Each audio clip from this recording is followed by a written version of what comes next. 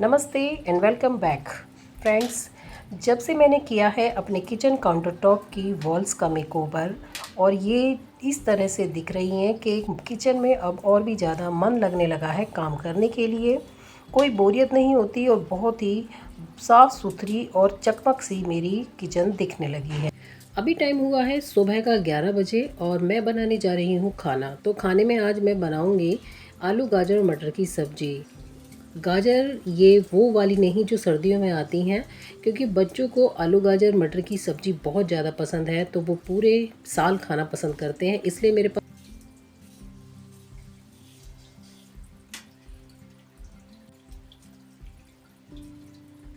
घर पर बनने वाले हल्के फुल्के स्नैक्स में हम इन्हें यूज़ करते हैं। साथ में और भी सब्जियां मिक्स कर लेते हैं, जैसे कि चीला हुए, एप्पे हुए, इस तरह के जो ऑप्शन होते हैं। जब बच्चों का मन करता है तो इसे मैं एयर टाइट डिब्बे में स्टोर करके रख देती हूँ और फिर जब भी टाइम लगता है उनके लिए बनाती हूँ तो यहाँ से आसानी से ले लेती हूँ। इस तरह से देखिए सारी जितनी भी मैं लाई हूँ सबको काट कर और अभी साफ़ करके रख दूँगी।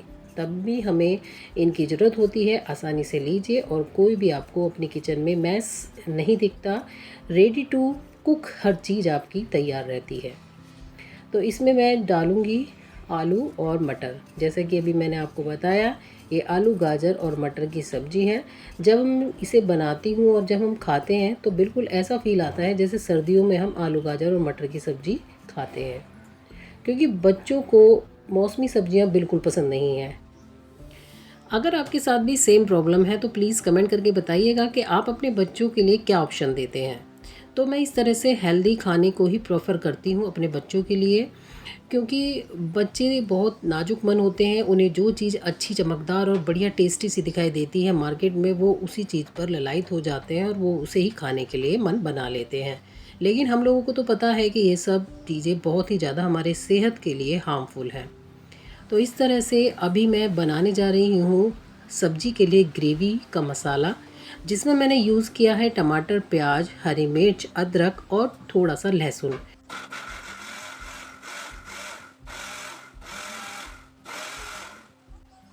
इसी तरह से टमाटर, प्याज, अदरक, लहसुन और हरी मिर्च से आप चटनी भी तैयार कर सकते हैं और ये आप किसी भी खाने के साथ खाएंगे तो डाइजेशन अच्छा होता है और जो टेस्ट है वो भी आपके खाने का बढ़ जाता है। सिंपल सा तरीका है, कुछ भी इसमें नहीं डालना होता। और अब बनाने जा रही हूँ मैं यही सब्ज़ी आलू गाजर और मटर की। सभी चीज़ें मैंने तैयार कर ली हैं। मैं यहाँ पर कुकर में ही बनाऊँगी, क्योंकि सीटी तो मुझे इसमें देनी नहीं है। इस तरह से इसमें अच्छे से जो भाप में सब्ज़ी बनती है आसानी से पक जाती है। क्योंकि तो ऑयल, ज़ीरा, हींग और इस तरह से जो सूखा मसाला है मैं पहले वो डाल के अच्छे से इनको भून लेती हूँ। फिर इसके बाद मैं इसमें ग्रेवी का जो मसाला तैयार किया है वो डालूँगी और इसमें आप लाल वाली मिर्च को भी अच्छे से डालकर फ्राई कर सकते हैं। इससे कलर बहुत अच्छा आता है इसमें, और कलर भी अच्छा आता है। साथ में इसका जो फ्लेवर है, जो सूखी लाल मिर्च होती है उसका भी बहुत बढ़िया फ्लेवर आता है।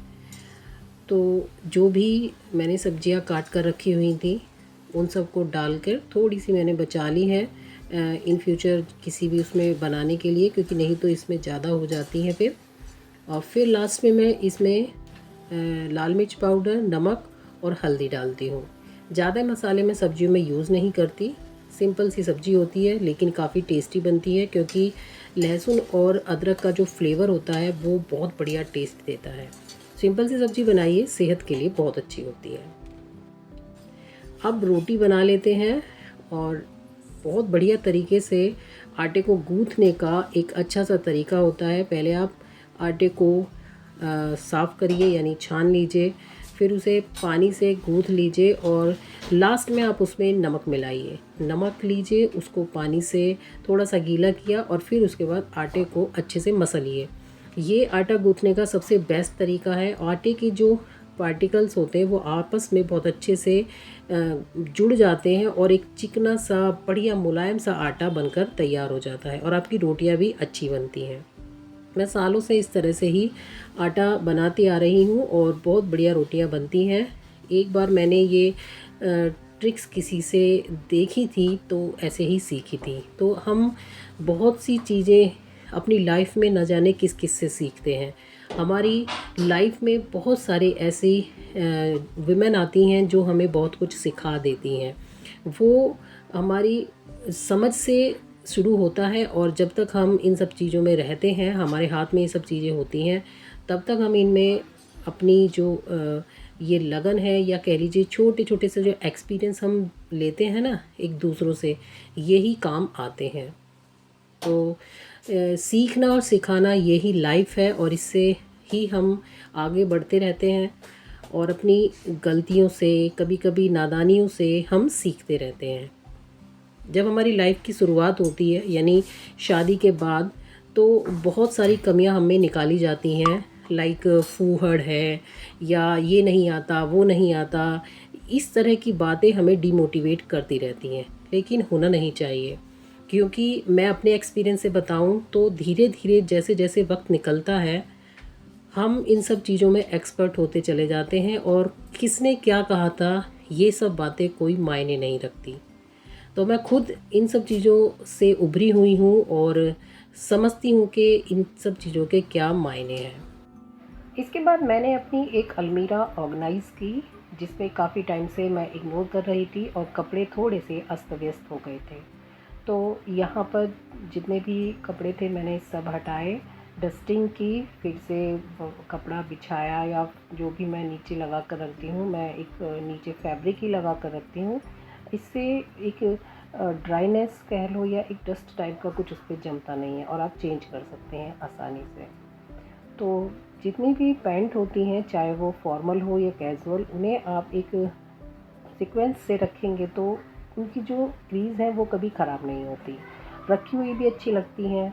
जैसे कि ये 2 पैंट है, मैंने इनको देखिए इस तरह से अलग अलग सीक्वेंस में रखा तो ये अच्छी नहीं है, और अब मैंने इन्हें बिल्कुल एक ही इनकी जो तरीका होता है बनाने का और रखने का, उससे रखा है तो काफ़ी अच्छी लगेगी। अगर आप एब्सेंस हैं और किसी वजह से बच्चों को या हस्बैंड को ये सब चीज़ें कैरी करनी पड़ी या ले जाने पड़े कहीं, तो उन्हें कोई परेशानी नहीं होगी और इनका जो सीक्वेंस है वो समझ में आ जाएगा, आसानी से वो इन्हें कैरी कर सकते हैं।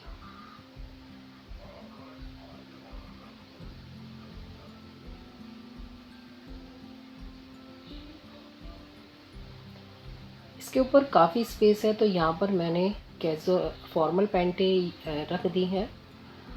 और अब बारी आती है टी शर्ट वगैरह की।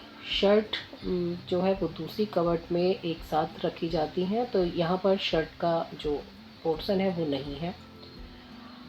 तो सभी टी शर्ट्स के जो क्रीज़ हैं उन्हें ठीक किया, क्योंकि जल्दबाजी में आप भी जानते होंगे कि बहुत कम घर ऐसे हैं जहाँ पर जो जेंट्स मेंबर होते हैं वो बड़े सलीकेदार होते हैं। थोड़े से अस्त व्यस्त करना इनकी हॉबी है, हॉबी ही कही जाएगी, क्योंकि संभाल कर रखना तो हॉबी नहीं होगी, अस्त व्यस्त करना ही हॉबी होगी। और इनको मैंने 3 पार्ट में बांट दिया। जो नॉर्मल डेली वियर है वो अलग है, थोड़ी सी मार्केट या थोड़ा सा आउटिंग के लिए है, और जो तीसरा है वो ऑफिस वगैरह जाने के लिए। इस तरह से मैंने तीनों को डिवाइड किया और रखी हैं इसी तरह से कि आसानी से पता चलती रहे कि बस अब इन्हें ऑर्गेनाइज़ कर देती हूँ। ये मेरा एक छोटा सा काम था जो मैंने दोपहर में ही इसको किया है और काफ़ी समय बचा लिया। तो इस तरह से बिना स्ट्रेस लिए हुए अपने घर के कामों को मैं करती हूँ। आप कैसे करते हैं कमेंट करके ज़रूर बताना। अगर आपको मेरी आज की वीडियो अच्छी लगी हो तो लाइक कर दीजिएगा और सब्सक्राइब भी कर लीजिएगा। तो आपसे फिर मिलती हूँ एक अच्छी सी वीडियो लेकर जो आपके काम की हो, और तब तक के लिए bye and thank you for watching.